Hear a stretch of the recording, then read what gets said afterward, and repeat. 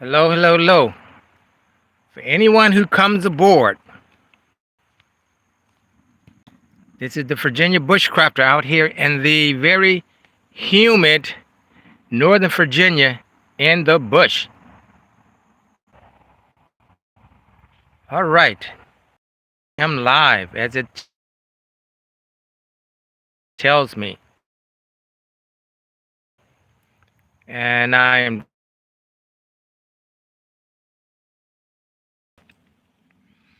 But if you are catching this on the replay,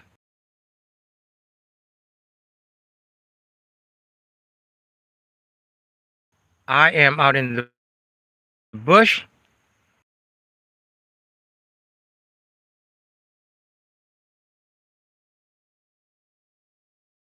Virginia. Haven't been out. Just came out here to practice some bushcrafting skills. And today my main focus was, so I'm all burn before I leave. Hello there. Austin, KP, how you guys doing, man? I am doing well. I am in the wonderful bush, enjoying Mother Nature. And I came into the bush today, man, with a specific goal, probably something that a lot of people are really not interested in or may have a little difficulty with, is knots. So I did a video that will be coming out and I focused on knots. There are so many knots. I've counted up to almost like 20 knots, but I came out here today and I started off doing a loop knot, which is I used that loop knot to hang my rucksack along with a Prusik knot. And that Prusik knot allows me to adjust my rucksack up and down so I don't have to do so much bending over. So those are two knots that I used today. Message is, let's see, view message to Salty Cap. I'm not sure what the, hey, Coffee, how are you doing? It's good to see you. Yeah, I'm out here in the bush just having fun. As I was telling the two guys before that I'm out here practicing knots, and I practice with the Bowline knot. This is the first time I actually used a Bowline knot, but I practiced it a lot yesterday, and now I'm realizing it's pretty simple. And the Bowline knot is basically used. I use that. I'm using it on my ridge line, and I also did a trucker's hitch on the other tree, and then I used two Prusik knots to keep the put the tarp up. Yeah, I think I may be having some connections because of where I am. So it's called a constriction knot. That is when you want to put two pieces of cordage together. And believe me, it doesn't come loose. So I use a constriction knot, taut line, hitch, loop knot. So there were quite a few knots. Well, about 5, but what I'm finding out is that it is my Wi-Fi, or is it buff? I think it may be buffering me because it was when I'm in. I really don't think I have really good connection, but let me know if you guys are having any problems. Yeah, so I'm just out here. Like I said, I'll be stirring up my fire, which I'm getting ready to do now. As soon as I find, yeah, this is my fire here.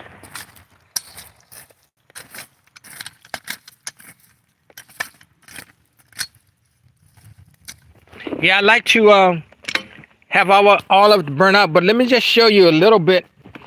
I hope you guys are able to see. This is my setup for today. This is a lean-to shelter, and this is just one of the knots that I use today. This is a loop knot right here, and I just wound this around here maybe like 10 times. And this one right here is a taut line hitch. This allows this, I can tighten or loosen this paracord right here.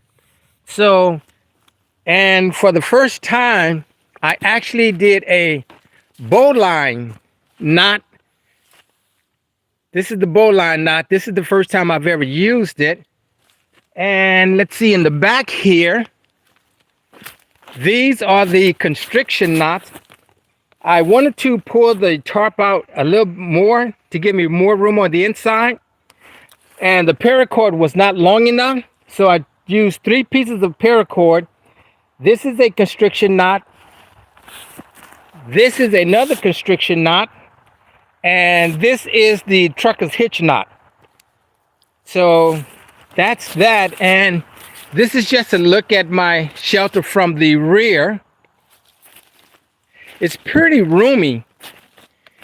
And here's another trucker's hitch knot right here. And this is just here, another loop knot. And I did the same thing. Here's a loop knot on the other end. Just wound it around this piece of tree here. And this is the taut line hitch that makes this tight or loose. So that's basically what I did today. And then I tried out a new tool, this hatchet. This hatchet came from a big box store, and I bet you can guess which one. Under 20 bucks, but it performs very well. And I think it did because of the head. It's a little wide. It's wider than the heads on my S-wing, but it splits very well. It has a 1 1/4 head on it, and I just put some paracord on it because you just never know when you're going to need paracord. Hey, Hoogie, how are you doing? It's good to see you. Sticks Outdoors, Bushcraft, how you doing, man? Yeah, I decided to come on here because I haven't been in the bush in almost 2 months. I was in Texas for about 2 months, and trying to do bushcrafting there is quite different from here. For number one, the ground is very, very hard in Texas. I was in San Antonio, Texas, and I mean, I've been a couple of tent stakes, you know, but back here in Northern Virginia, I'm very close to home. Hey, what's this? Gail Southern Living, how are you doing? Hope I don't miss anyone. Takara, how are you doing? I'm glad you guys could join me. But yeah, this is what I mean by just coming out into the bush and practicing. Man, it's always different when you come out in the bush, you know, especially when you're not going to stay overnight, because I usually get in the bush about 9 o'clock. And then if I'm not staying overnight, I try to be out by 6 o'clock. So, but I think it's one of the best ways to get some practice in is actually coming out in the bush and actually putting in some sweat work, you know. But yeah, so that's what I did. I really wanted to concentrate on these knots. But I have a list. Let's see if I have it with me. There's a list of knots, about 20 different knots. And I, you know, well, it must be in my rucksack. I may have put it in my rucksack. But yeah, you'll see that. Well, for me is that I use the same knots over and over and over all the time. And I've heard so much about the bowline, not how common it is. So I actually practiced it a lot yesterday, and came out easy not to use. You know, you can tie something very quickly, and you can loosen it very quickly. So Yep. So that's what I'm doing out here today, and I did prepare me a meal. I had some when you come out into the bush, is always do some cooking. You know, it just doesn't. Well, for me, it doesn't seem complete if I don't cook something. You know, it's especially if I'm going to be out here an entire day, because you will burn calories. You know, just by hiking in, and there's a lot of wood over there. I've been to this location before, but all of that wood, I still have to do a lot of sawing and splitting. And so then I had to gather a lot of kindling, and I'm glad I did bring some fat wood. But it was really, really tough, man, keeping this fire going. I had to, uh, I had to, let's see, I wanted to show you this bellow. Let me show you this bellow. I had to use this bellow a lot, just just to keep putting oxygen. Hey, Camo, thanks for coming in, man. Definitely appreciate it. But I had to use this bellow a lot because the wood was really, really dry. I mean, really, really wet. So I had to split it just to get into the middle of the wood, but it was still a task. But once I got some coals, it seemed like it almost took like an hour just to get some coals, you know. But I managed to get the coals. Then I started cooking. I just cooked some rice and two pieces of corn, and that was about it. And I was going to make me some tea, but I'm pretty full right now. So yeah, I think I'll skip the tea, and I'll cut out. I'll get out of here maybe about another hour or so. I'll let this fire burn down, and then make sure that it is extinguished. Hey James, how you doing, man? It's good seeing you. Good seeing you, man. Yeah, I haven't done a video. I want to say it's maybe at least a month or so. Of actually being out in the bush, and again, man, I think this is one of the greatest things to be able to have a jurisdiction where you can come out here and you can chop wood as long as it's dead wood. You definitely don't want to chop any green wood or anything like that. I mean, you can chop a few limbs or something if you're going to make a grill. Hey, Kentucky Survival, how are you doing, man?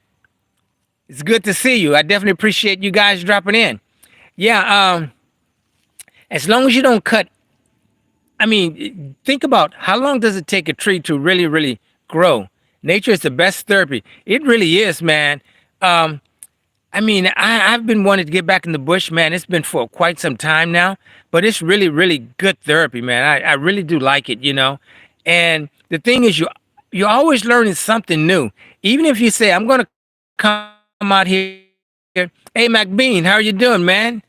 Thanks for dropping in. I definitely appreciate it. I definitely appreciate it. Yeah, but once if you haven't been out here in a while and you come out here, sitting in the woods is the best. It is. I definitely agree with that. But yeah, I wish if I could stay out here long, I definitely would. But I just got back in town last weekend, so I knew I was going to get out in the bush this weekend. I don't care for how long length of time. I knew I was going to get out here, and when this morning. I have the thing now. I'm not even going to worry about the weather. Sometimes I'm looking at the weather and see if it's going to rain or what's going to happen. But it's like I'm not going to look at the weather anymore. I'm just going to go. And when I left this morning from my resident, it was raining. When I got here, just a little bit of a drizzle. But it's what's the worst that can happen? You just get wet. But with a shelter like this, and I'm only maybe 220 yards, 225 from my car, so not a problem. And another thing I'm going to do, even though I know my way out, I'm practicing with a compass. So I know that I came in at, let's see, I think it was let's see here. I came in, my azimuth is, let's see. Take a look here. I am at 48 north. You guys can see this. Let's see. I'm at 48 north, so when I go out, I will be at 228 south. Now again, I'm just practicing. I know where I am. I even kind of pass it up intentionally to just, get some more walking, do some exercise. My rucksack weighs about at least 45 pounds. And I really tried to make it lighter. I left one of my clean canteens as a 40 ounce. I left it at home. So I brought a 32 ounce and two 28 ounces and a 16 ounce because I'm not really near water. And water is really what makes your rucksack heavy. But I'm going to do a video. Actually, I'm going to be near water and I'm going to do a really serious video on filtering water. Filter and purified. You can use aqua tablets. You can boil it. You can use the bandanas to filter it. Many ways. So when I do that, I'm going to come out here with just a 32 ounce canteen. So I'm going to be forced to really do some filtering and purifying water. So there's so many videos I want to do. I want to do a video on bandanas. The purpose of a bandana is just not to show unity with a group or something like that, but it can be used for many things like first aid, signaling. I used a bandana today to do some carving when I was making some feather sticks. So I don't want to lose the curls and so forth because they were very valuable today because the wood was so wet. So I wanted every piece of dry wood that I could get. So I used the bandana to capture some of the curls. Otherwise, they would have just fallen off the ground. And I also used my ferrocerium rod to scrape off some magnesium. You can do that really slowly. But at one time, it actually sparked, but I didn't have enough tinder for it to do anything. And I've seen other content creators do that. So I went ahead and tried that. So as long as you have a ferrocerium rod, you're going to always have tinder. As long as you can scrape some of the magnesium off really slowly and easily. So, yep. So that's another thing I tried today. But yeah, it's kind of dreary out here, but it's really humid. I had another shirt on when I came in, and I immediately had to take that off. But yeah, it's definitely good to get back out in the bush, man. Just practice the skills, watch the fire burn down, and so forth. Yeah, evaporation, filtration, sterilization, and chemical treatment. Yeah, that's right. I haven't tried the evaporation where you actually can put it in a bottle and leave it in the sun. I haven't tried that. But I've tried the mini Sawyer. I've used that. I do have some aqua tablets. I have not used them, but I'm going to use those before they expire. Solar steel. Okay. Solar steel. Yeah, I haven't tried that, but I've seen it on some videos, and they say you put it in the sun and leave it there for like at least 8 hours. 8 hours? Yeah. Hey, Prepared Irishman. How you doing, man? It's good to see you. I hope everything's going well for you up in the state of New York. Yep, I'm back in Virginia. I do. I go to Texas for about 2 months every year, and so I'm back in Virginia, back on my weekend things, which is bushcrafting. Yep, just bushcrafting. So has anyone else had a chance to get out in the woods and out in the bush and had some experiences they want to talk about or anything like that? Dig a hole, place a tarp over with a weight over a container, clean water. Really? Tarp over with weights over a container. Wow, that's the first time I heard of that, Camel. Yeah, and see, that's again, man. You learn so much from other content creators.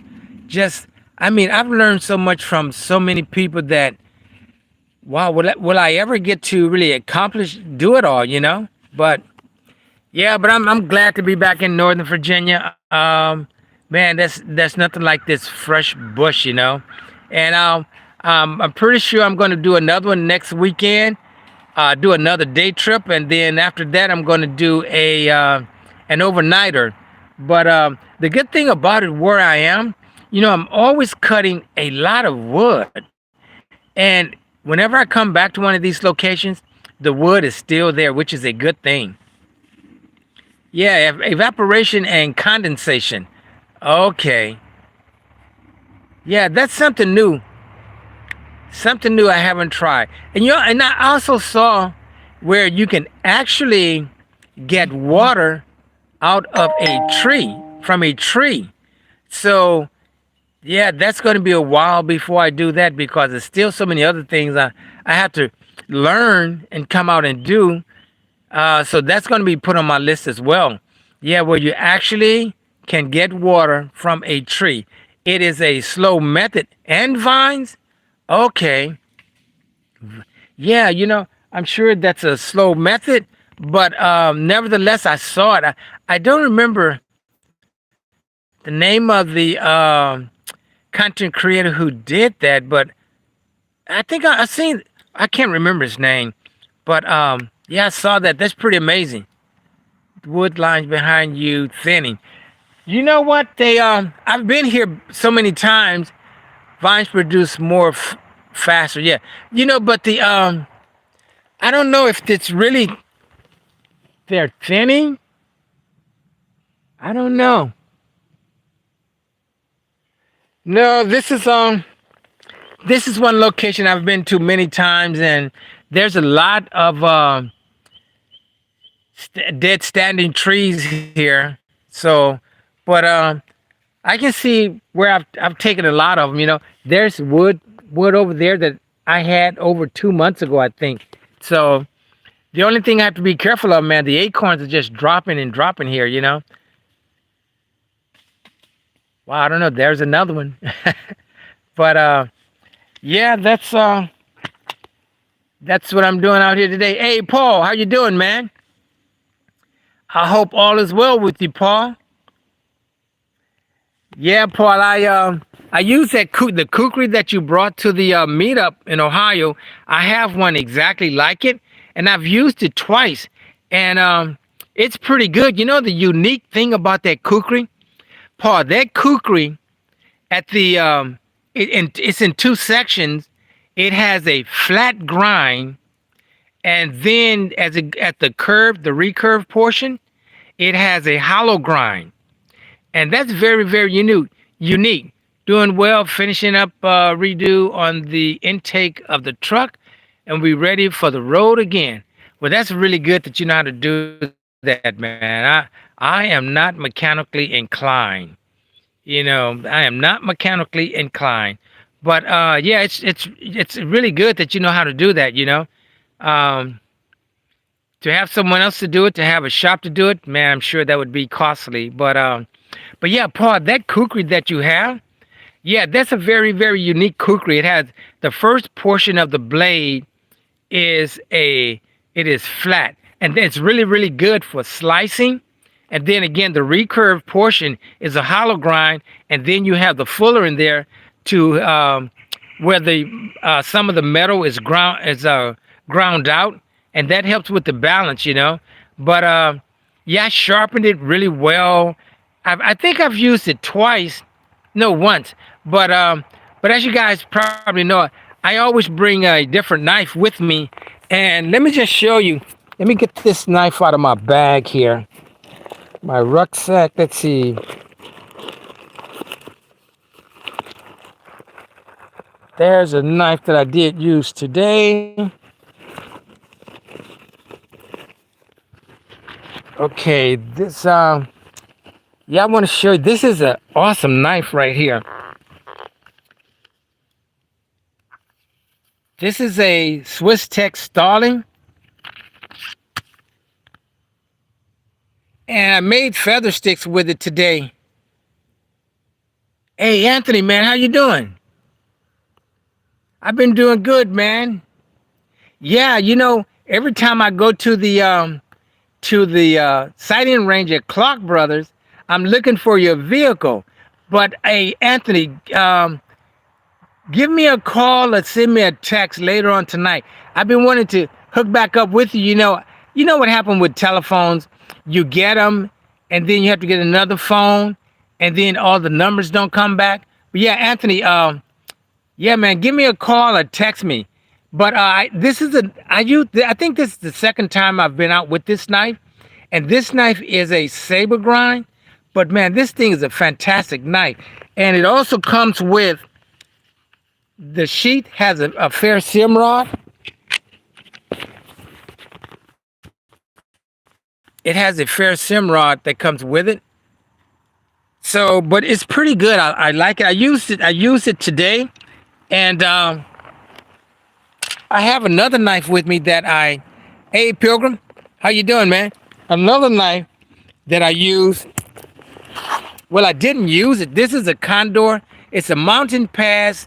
Let me see, Mountain Pass camp knife. This is a Condor, and this is one of those knives you buy it, you really love it, then you hate it, then you like it, then you hate it, and then you love it. And the good thing about this knife, it has a look at that flat grind and see where the bevel changes here, and then you have a micro bevel and 7-inch blade. I mean, it strikes a fair sim rod really well.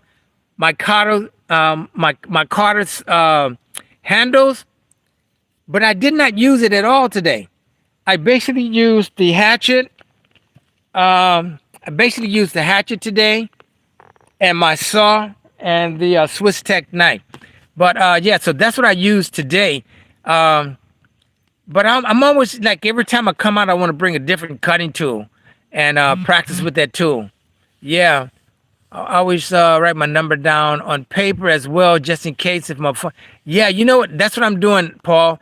I am now physically have two phone books, and I'm putting everyone's number in it. Man, that is one of the most disturbing things to have all these phone numbers, and your phone goes out, or you break your phone. Some of the numbers come back, some never come back. So, yeah, that's what I'm doing. Yeah, I'm definitely writing them down. But hey, John, good to see you as well, man. I hope all is well with you. You keep and use the old school Packers. Oh, your Packers hatchet, the one that has the actual hammer head on. Oh, you know what? That's what. Yeah, I've heard of that. The Packer hammer. What's his name? Oh God, what is that content? Corporal's Corner. He has one of those hatchets that has the hammer head on it, as well as the keep an edge forever. Really? That's good to know. Yeah, this one. Yeah, I just bought this. I've never had a hatchet with a wooden handle. So this was very, very budget friendly. So I decided to just buy it because when I was in Texas, I didn't have a hatchet with me. So I bought it, and I still did not get a chance to use it. But here again, I just put the paracord on it, just in the event that I ever need paracord, which I doubt it because I always take so much paracord with me. But I was really, really surprised at the way this thing split wood. There was no vibration whatsoever. And when I get home, I'm going to wash it and just stand the edges back up. And let's see. It still seems like still still seems very sharp. Yeah, it is. So yeah, I just take I have this tool that just stand the edges up. I'm not actually sharpening. I'm just standing the edges up, and I'll be using it again next weekend. But I've always used the S-wing hatchets and axes, and I've never used a wood. I've never owned a wooden handle hatchet, so I just wanted to try it out, and I'm pleased. I'm very pleased with it. Yep, I'm very pleased with it. But yeah, so you can never have too too much paracord. That is so true. You know, I would venture to say that I have at least, I don't know if I should say, I know I have maybe 200 feet with me. Does it come in feet or yards? But whatever it is, I remember there was a time I basically used a lot of it, you know. I mean, checking to pawn shops, flea markets, and yard sales. They're out there and they're good for camp acts. The S-wing is a good because of the solid steel makes up for the. Yeah. I noticed with the S-wing, it's also tubular.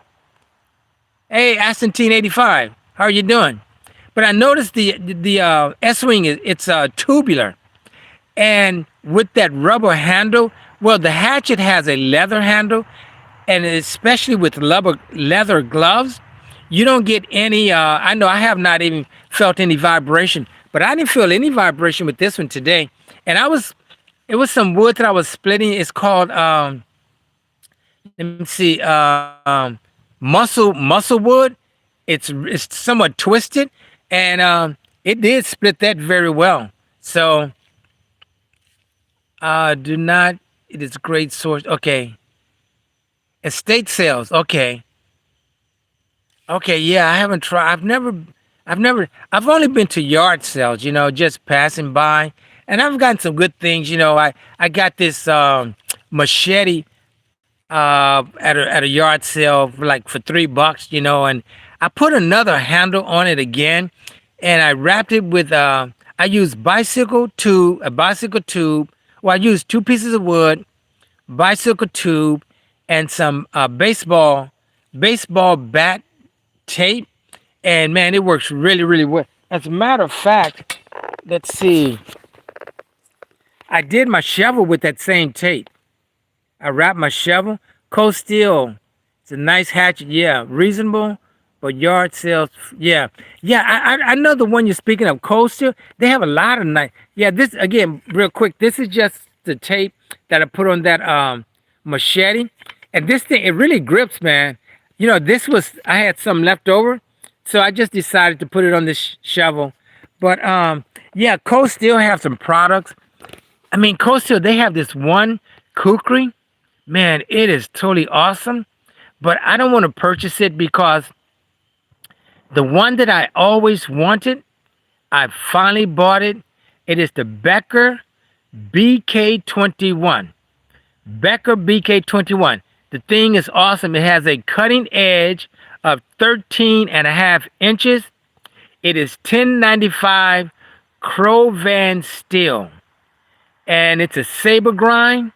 And man, it can really do some whacking. And you know what? I've been studying the machetes. They're more or less for vegetation, and for greenery, or for doing trailblazing.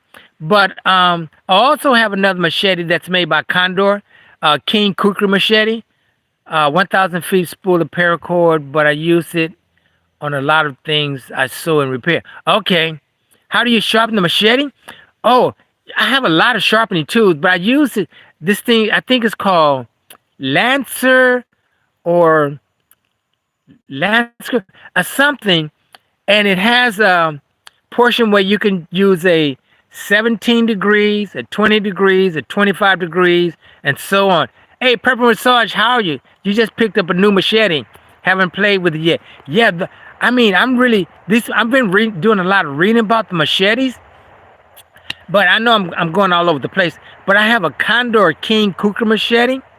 Now, that one cannot be for vegetation. It has a 12.5-inch cutting edge.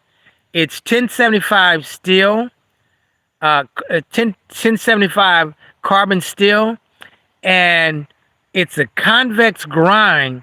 And that one is more or less for chopping. So I would use that. The Condor King Kukri machete, in place of a hatchet or an axe. So, but yeah, I'm finding out the machetes are basically used for vegetation.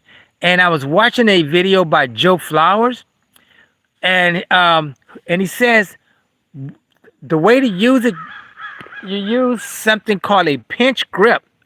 You basically put these, if you can pinch this and you hold the machete and swing it, and it works. I practiced doing it. 17 degrees is good for choppers, and 25 degrees works good for vegetation. Oh, really? So 17 is good for choppers. Okay. And the 25 degrees works for vegetation. That's good to know. That's good. Because I was thinking just the opposite, because with the 17 degrees, I mean, that thing, that is really sharp. 17 degrees. Yeah, and 25, you're going to have more steel. Yeah, so we'll look for that video. Yeah, yeah, Joe Flowers, man, I am going to the Georgia Bushcraft meetup November 8th. Hey, Grandfather Outdoors. Hey, guys, you must check out Grandfather Outdoors. This guy does some amazing tarp configurations. I really like the one he just did, the taco tarp. Man, that thing is really, really awesome. And then he also does the communication with the ham radio and so forth. So if you guys get a chance, check out Grandfather Outdoors. Really good channel. But yeah, I'm gonna go to the Georgia Bushcraft meetup, and I know there's gonna be like 30 vendors. I know Joe Flowers is going to be there. I'm pretty sure Joe Flowers is going to be there. Corporal's going to be there. Sensible Prepper is going to be there. Uh, so I'm really looking forward to that, man. It's November 8th, 9th, and 10th, and I think it's in Watkinsville, Georgia. So yeah, I'm looking forward to that. Yeah, curve for vegetation. What about sharpening that? Yeah, it's tricky sharpening the kukris. I mean, I have a lot of tools, but you know what I find? I find when you use a lot of tools, you will sooner or later you would do it freestyle, freehanded or freestyle, and you'll be able to just to tell where the bevel is. But the hardest one to sharpen is a convex grind. But I had to sharpen this one, and I used a Lansky puck. And again, you're focusing just on, let's see, this portion in here. And when the pulp is up here, you can feel it, you can tell it. But it's when in here, you will be able to just feel it after a while. But I have a lot of sharpening tools. But one tool I don't use. I don't use a whetstone. Well, the Lansky puck is a whetstone though.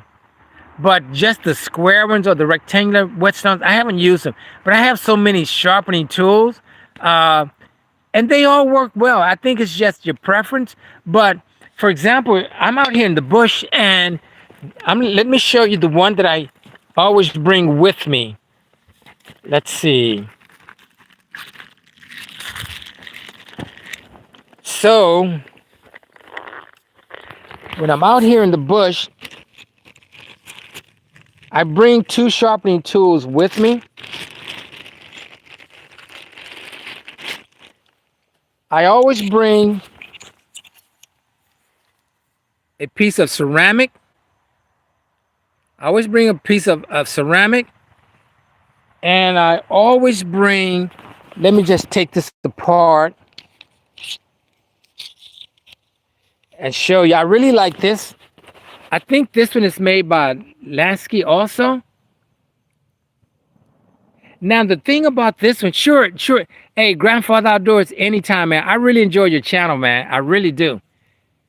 But if you notice, this portion is flat, and this portion is round, and there's a groove. That groove is for sharpening fishing hooks, and this portion is used for sharpening the knife, I believe. But I always bring this, and this will suffice when you're out in the bush. If you don't have anything else, you can use this. Now, the neat thing about this, you can also sharpen serrated edge blades.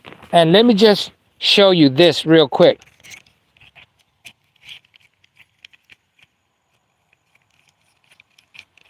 Let me just put this. Now, if you notice, this is for serrations to go into each little groove. So I always bring this one in the bush with me. Speaking of those, how would you clean them after you? Um, what I do with all of my blades. With are you speaking of the sharpening tools or the blades themselves? Well, I'll tell you about the blades. When I get home, I wash my cutting tools in liquid soap detergent. I wipe them off. I stand the edges up, and then I put a light coat of oil on them.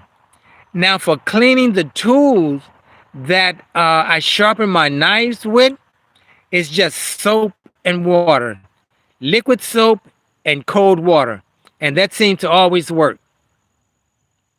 Yeah, that seems to always work. But yeah, but this is something I use like for.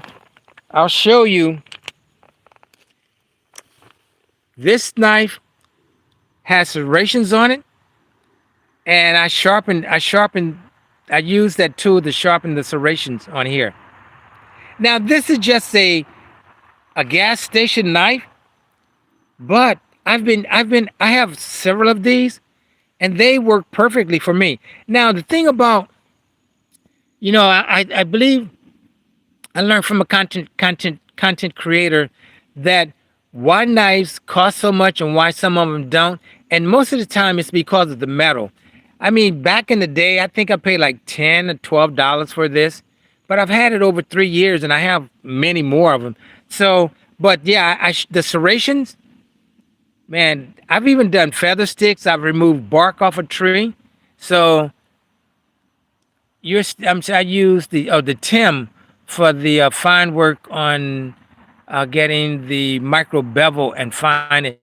Yeah, sharpen it as safe as sharpen it yourself as far as metal shavings. Okay, yeah, but man, you'll find out, man. You'll start wanting. I just want to keep everything sharp. A feather stick. A feather stick is. Let me just see.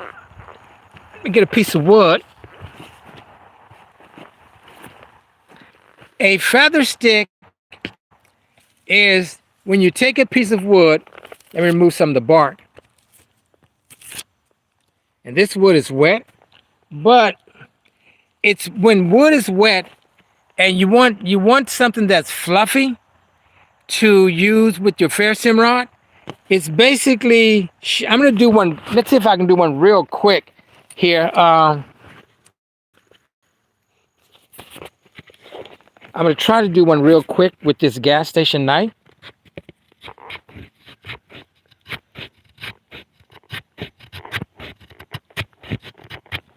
Okay, so this is a feather stick. This is very, very thin, so it will catch a flame really easily. Yeah, yeah. As a matter of fact, I think it was prepping with Sarge when video.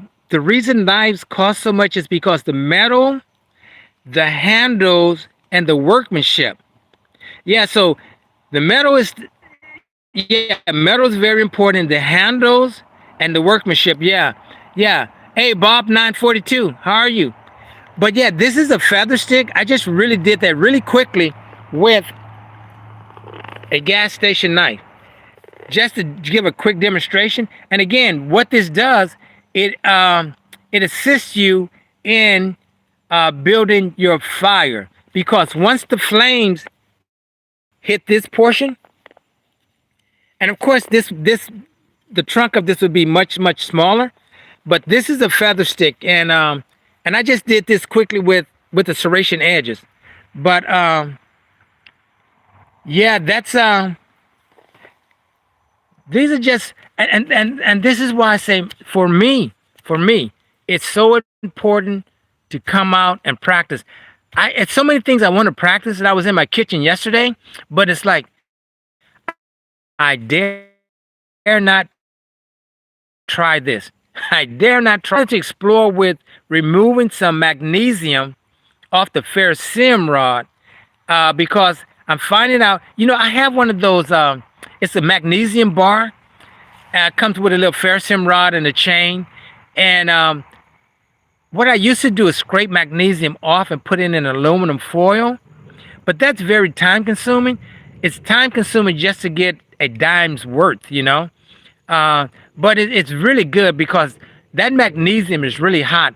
And today I did the same thing, but I removed some of the magnesium and I was using a piece of wood and it sparked like twice. So I really didn't get to use it, but then I did it a third time and I used some fat wood along with it and I got the fire started.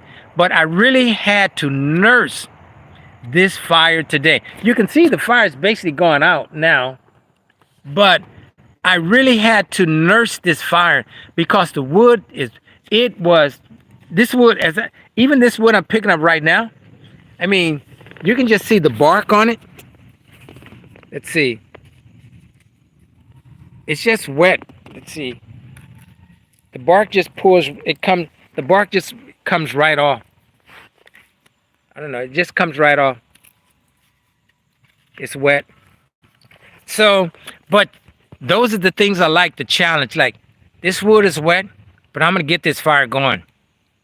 And I did. And again, thanks to having this bellow. Yeah, this bellow, man, it's really, really important. Harbor Freight special. Yeah, they had a special today. I forgot. I think the date's the 29th. And I wanted to go get some batteries. They had some AA and AAA batteries for like $5.49. And you can get them. I think it was a massive amount of them. And I wasn't able to get by there. I forgot. I think today is the last day. But getting the mag out of them quickly is actually used to sticker, which is a saw blade, and actually cut it. Okay. Fine shavings from the bar. Okay. Yeah, there's so many ways to do everything, and that's why I like watching so much YouTube, because man, you learn a lot. You really do. I mean, someone asked me, they said, how long have you been doing YouTube? And I said, about 2 years. And they said, well, how long are you going to do it? You can't do it all your life. I said, show me a law that says I can't do it all my life. I mean, this is a journey. It's not a destination. It's not like, okay, I'm going to college for 4 years and get a degree. That's a destination. But for me, bushcrafting, it's a journey. I feel that every time I come out, I'm going to learn something. And I can't wait to go to the Georgia Bushcraft meetup. I understand the one they had in February was the largest bushcraft meetup in the United States. So, and they're expecting this one to be even larger. And I'm going to go down the day before, and I think there's a place called Okakani, or something like that, park that is about 5 miles, 5 miles from the bushcraft meetup. And I'm thinking about just spending the night there, just camping out there, because I want to be there when the gates open. And I like driving during the day. I'm really not much of a night driver. So, yeah, I'm really looking forward to that. And I understand there's another meetup called Rendezvous Meetup. I think it's in Pennsylvania, and it's in the month of February. I'm not sure, but I'm going to look into that one as well. But, hey, Coach Lamont, how are you doing, man? Yeah, I appreciate you guys coming in, man, sharing your night. Where's Georgia? I'm living in Watkinsville, Georgia. Watkinsville, Georgia. Yeah, I mean, this is going to be the first time I've been there. But, I've been reading about it. And from my understanding, I think there's already over 30 vendors. I mean, they also have classes there. I'm more interested in taking a navigation class, but I didn't see one on the list. So I'm not sure. I'm going to sign up for some class, but they have Firecraft. I mean, anything pertaining to bushcraft, it's there. And they're going to have many, many, many vendors, knife vendors, Smoky Mountain knives. They're going to be there, and I understand. I think they're going to be there. Let me not be for sure. I think they're going to be there, but I understand they're the largest knife factory in the United States. And when I was coming from Texas, I know they are in Tennessee, and I said, "Wow, it would be nice to stop off and just go to Smoky Mountain Knives." But it's like, I know that would be a whole day that I would miss traveling. Land navigation is an essential skill to many relying. Yes, you are so right. So you are right. Navigation, again, let me get this. I have this is a silver. And like I said, I know I'm right now. I am my asthmic is what is this 48 north, and I'm going to be going back at two. The thing is, if it's less than 180, just add 180, and that will give you your return. And I also write it down. But this is what I'm using now. The thing I have to really learn is latitude. Longitude gives you your distance, especially if you're using paste beads. But I've used this. I come out to my car, it's like, why am I 50 yards east of my car? It brings you back to the area, and that's because I haven't used the paste beads because I gotta just come out here and practice and make sure that I'm going in a straight line. If you do your azimuths and your back bearings, you should be able to walk a straight line. And the only way I'm going to do that is through practice. But also, what I used to use, and I use this just as a backup, this is a Bushnell. This is a Bushnell GPS. Now, the thing about a GPS, batteries. I have been in places where I thought my batteries were sufficient and I only had one bar. I've had a GPS. I've been so far in the mountains. You think the higher you go, you'll be close to a satellite. And it was a very, very cold day. I was out hunting. I was so high in the mountains, I did not get a signal. And the way that I made it back, I followed my tracks through the snow back to the road all the way to my friend's truck. So I carried this just as a backup because I'm really not 100% proficient using a compass, but I am learning every day. Now, the thing is, I'm studying the topo map, so I would know where the hills are, where the saddles, the rails, and so forth. Because with bushcrafting, it's supposed to be fun. You want to keep yourself from getting into a survival situation, and one of the ways to do it is know where you are going before you leave your residence. Plot out your trip on the map before you leave your residence. So, but I'm going to get me another compass, and I want the I think it's called a Sun 2 M2. That's what I want to get. But right now this is sufficient. Again, I'm just learning. So yeah, you got to send both sets of lines, the long and the short, to get a really subtract. Excuse me, per se. There is a trick to that most don't use anymore. And now, talk to some of the older scouts. That's what they were taught. Yeah, that's true.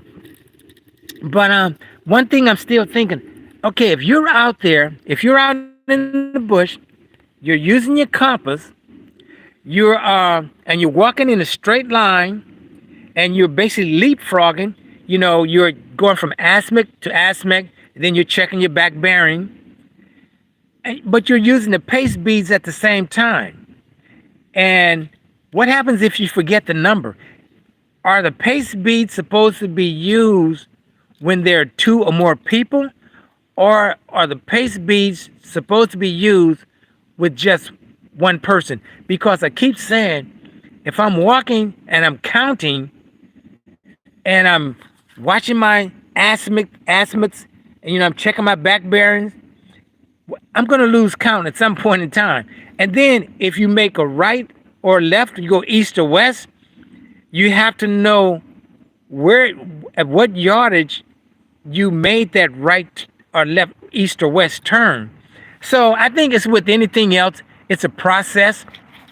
But I'm up for the challenge. Like I said, again, even though I know my way out, when I leave, I'm using this. I'm just going to turn the compass to 228 south, and I'm going to go by azimuth to azimuth all the way to my vehicle, which is only 200 and not more than 220 yards, two football, a little bit over more two football fields.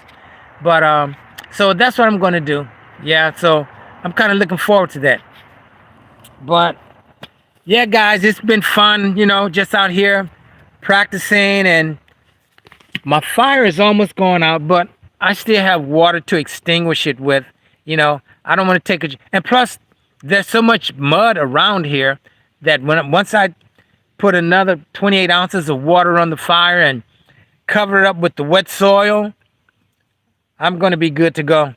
And I'm looking at all the roots. They say you don't want to should have a, yeah, paste bead. And you know what, Kentucky Survival, I have two sets of paste beads, two sets, and I still haven't, excuse me, I still haven't gotten my pace. I understand you're supposed to walk 100 yards upward and 100 yards downward and 100 yards on level ground. And that you should get your average for your pace. Like some people's pace may be 62 for every 100 yards or 67 paces for every 100 yards. I haven't done that yet, but I'm thinking one day I'm just going to go to a football field uh, j- to just get the experience. Wow, the acorns are really falling out here, which means this should be a good hunting spot, but it's really too close. It's only like 220 yards from the road. So, and I've been here too many times. So I don't know. I mean, I have been here at night, and I've actually heard deer at night. Maybe like 70, 75 yards away from it. But no, it had to be closer because where I'm looking, it's maybe 50 yards, and it's like, where are they when deer season? But our deer season starts, I think, like November the 5th, and I'm with the muzzle loader. But I'm going to miss the muzzle loader season because I'm going to the Georgia Bushcraft meetup, and I don't want to get licensed just for muzzleloader season. And I'm not going to be able to really use them. So my hunting season really starts November the 15th, rifle season. So that's November 15th or 17th through January the 5th, deer season. Also bear seasons in there as well. So I'm 6 feet. My average is, so 65 paces your average, and you're 6 feet. Yeah, I'm 6 feet as well. So yeah, I'm gonna go in Kentucky. I'm gonna go and just try there. Probably go to a football field, just just to break the ice and say at least I know on level ground. Um, but yeah, so hey guys, but it's been about an hour, so I'm not gonna hold you guys. I know this is a Sunday, and a lot of people are watching the football games and so forth. So I'm going to clean up my stuff, all of my stuff here, and yeah, guys, this is just a look on the inside of it. Very roomy. This is a 10 by 10 tarp.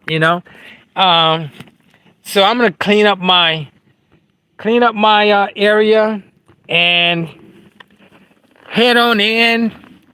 But yeah, there's not much more I'll do here. I'm like I said, I wanted to focus on those knots, which I did, and I'm really glad I finally experienced using the Bowline. It wasn't difficult at all. I don't know why I had trouble with it before, but it wasn't until I said, I'm just going to sit here and I'm going to do it over and over and over and over. Repetition, muscle memory, and that's what happens. So, all right, guys. Well, you guys take it easy. I thank you guys for joining in. As always, much appreciated. All right, Sarge, you take it easy. All right, chat, you guys take it easy. See you next time.